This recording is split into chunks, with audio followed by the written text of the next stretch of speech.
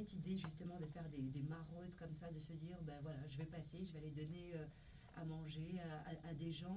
Vous aviez déjà vu ça sur les réseaux? Vous êtes renseigné avant Alors, de sortir dans la en, rue? en fait, c'est une question c'est vrai, qui me revenait souvent quand j'étais invité, par exemple, chez vous, Guadeloupe Première, un peu plus fréquemment avant le Covid, hein, parce que c'est vrai que pour le Covid, on ne veut pas trop m'inviter, il y avait beaucoup de restrictions.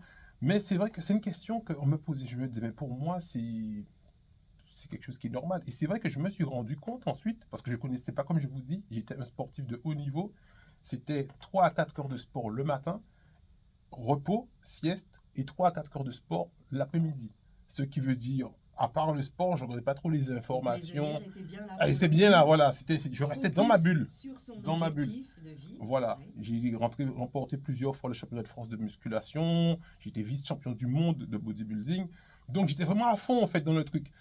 Et quand je me dis, mais c'est naturel, c'est normal. Et c'est quand j'ai vu qu'il y a beaucoup de personnes sur les réseaux sociaux, je vais nommer personne, il y a des personnes qui font ça sur les réseaux pour faire du buzz autour d'eux, pour attirer de l'argent autour d'eux. Et il y a des personnes qui m'ont approché, je vous dis ça, j'ai des frissons à repenser à ce qu'ils ont fait, ils m'ont approché des artistes pour amener de la lumière sur eux. Et une fois que la lumière est venue sur eux et qu'ils ont montré qu'ils font de bonnes choses, Mm.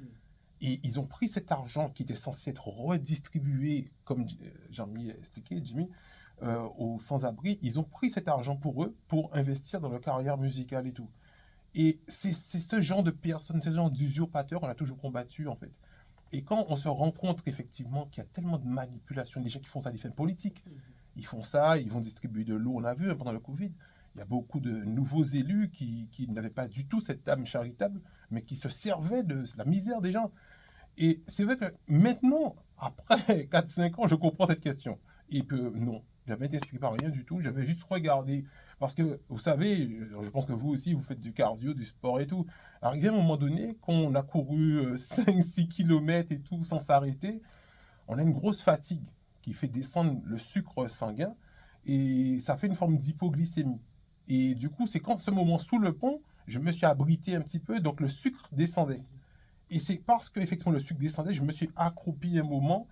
Et quand on sort de ce truc, on a l'impression qu'on était dans un trou noir en fait. Et on a l'impression qu'on est éveillé en fait. Et c'est quand j'ai ouvert mes yeux, j'étais à côté de ce matelas qui était en bas du pont de la Jaille. Et c'est là que j'ai eu cette vision en fait, comme si je venais d'arriver sur Terre en fait. Comme si, qu'est-ce que ce matelas fait? Quelle est sa raison? Donc en fait, c'est quelque chose qui a été créé totalement un jour anodin en fait.